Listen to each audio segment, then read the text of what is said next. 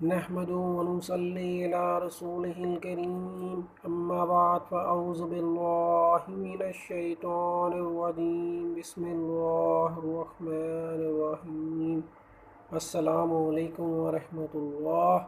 میرے معزز سامعین، آج میں آپ کو سورہ بقرہ کی آیت نمبر 191 سے لے کر اور 195 تک اس کا ترجمہ اور اس کی تشریح بیان کروں گا۔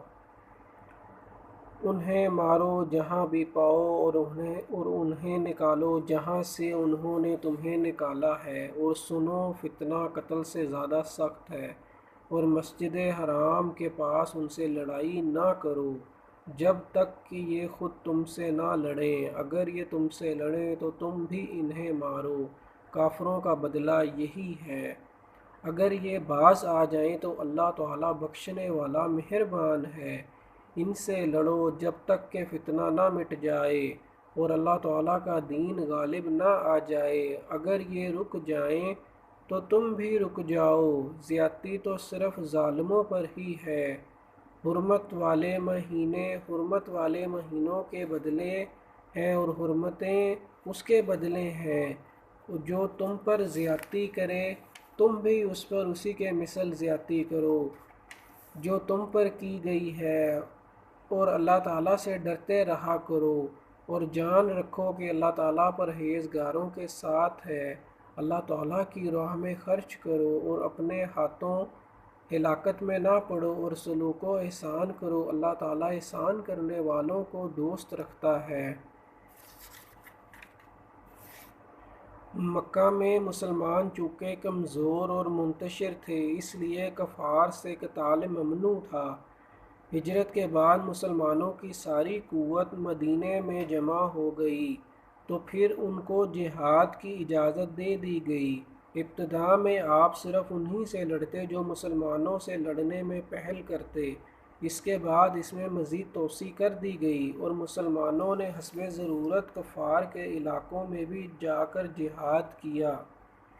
قرآن کریم نے زیادتی کرنے سے منع فرمایا ہے، اس لیے نبی کریم صلی اللہ علیہ وآلہ وسلم اپنے لشکر کو تاکید فرماتے تھے کہ خیانت، بد عہدی اور مسئلہ نہ کرنا، نہ بچوں، عورتوں اور گرجوں میں مصروف عبادت درویشوں کو قتل کرنا اس سے منع فرمایا ہے۔ اسی طرح درختوں کے جلانے اور حیوانات کو بغیر کسی مصلحت کے مارنے سے بھی منع فرمایا۔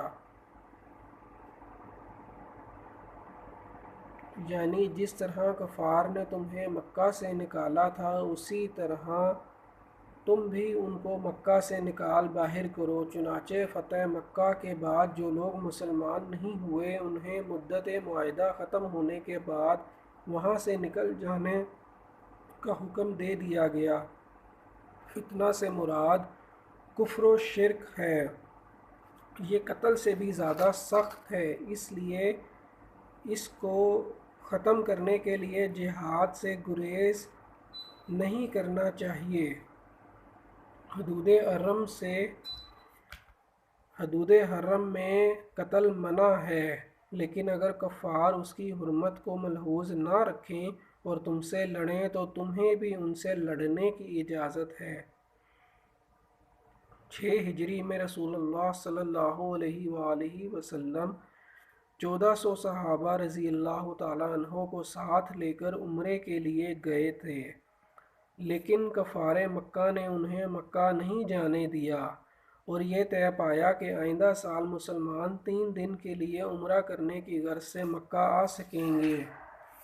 یہ مہینہ تھا جو حرمت والے مہینوں میں سے ایک ہے۔ جب دوسرے سال مسلمان حسب معاہدہ اسی مہینے میں عمرہ کرنے کے لیے جانے لگے تو اللہ تعالیٰ نے یہ آیت نازل فرمائی۔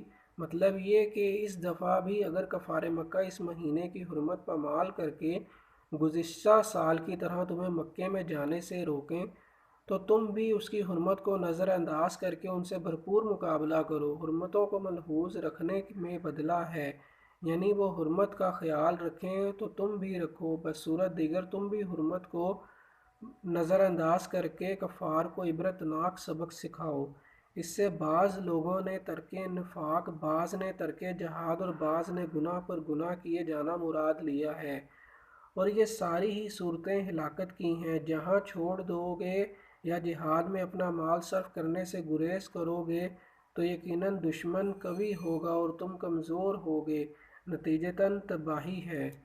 یہاں پر ایک اور چیز یہ بھی بیان کی جا رہی ہے کہ اللہ کی راہ میں خرچ کرو جتنا کر سکتے ہو، اور ماشاءاللہ رمضان المبارک کا مبارک مہینہ چل رہا ہے، تو اس کے اندر جتنا زیادہ لوگوں کو افطار کروائیں اور جتنا زیادہ لوگوں کے اوپر خرچ کریں گے، صدقہ خیرات زکوٰۃ، اللہ تعالیٰ اس کا بہت آپ کو اجر دے گا۔ اللہ تعالیٰ مجھے اور آپ کو اس پر عمل کرنے کی توفیق دے، اور سب لوگوں کو جو ہے وہ اس کو پھیلانے کی توفیق دے۔